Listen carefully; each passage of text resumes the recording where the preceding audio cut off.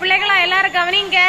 இன்னைக்கு நமக்கு காலை உணவு யாரு கொடுக்காங்கன்னா ஜெபிதா இளையராஜா அவர்கள் குடும்பத்தின் சார்பாக இன்னைக்கு நமக்கு சாப்பாடு கொடுக்காங்க. எதற்காகன்னா அவங்களுடைய 4வது திருமண நாள். சரியா, 4வது திருமண நாளுக்காக இன்னைக்கு நமக்கு சாப்பாடு கொடுக்காங்க.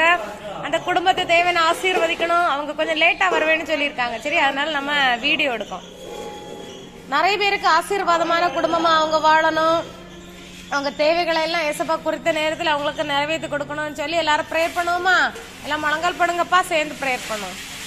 ஏசப்பா, இன்று எங்களுக்கு உணவு கொடுக்கக்கூடிய ஜெபிதா இளையராஜா அவர்களுடைய 4வது திருமண நாளுக்காக உமக்கு நன்றி செலுத்துகிறோம்.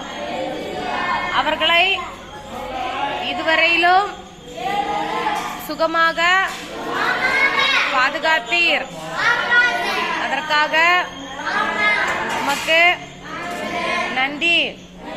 இனிவரும் காலங்களிலும் நல்ல உடல் சுகம், ஆரோக்கியம், பலன், தீர்க்காயுசோடு சுகமாக வாழ உதவி செய்யுங்க.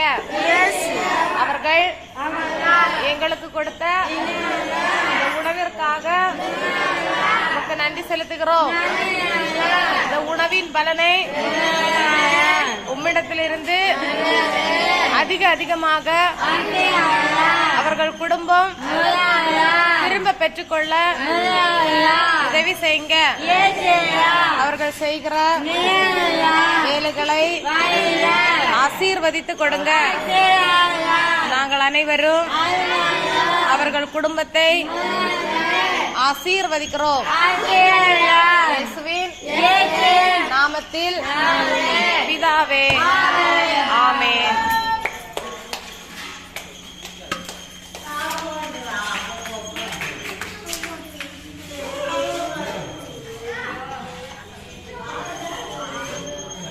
சரி, காயத்ரி பரிமாறலாம்.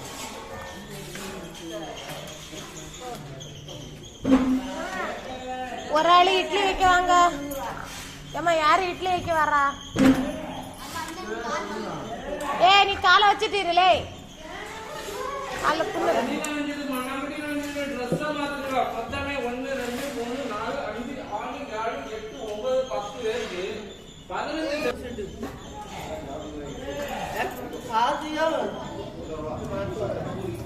ஏமா, ஒரு ஆளு சாம்பார் விட வரணும். சாம்பார் விடுவியா? அப்ப இட்லி வைக்கிறது யாரு? ஒரு ஆளு தூக்கி பிடிங்க, ஒரு ஆளு எடுத்து வைங்க.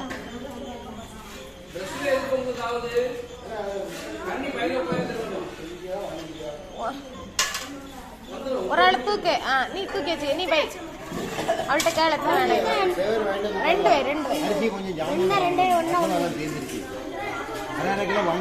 அவ்வளவு கொஞ்சம் கூடுதல். அவ்வளவு 4 வை.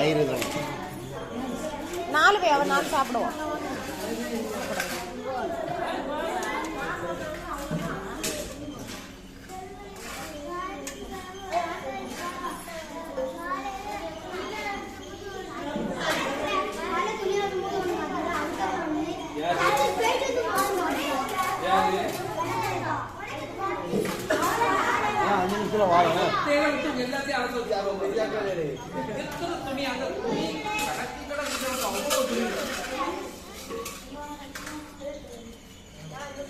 சூர்யாக்கு நீங்க வைக்கல. சூர்யா இங்க வாடா, இங்க வாடா. சரியாயிட்டு எல்லாம்.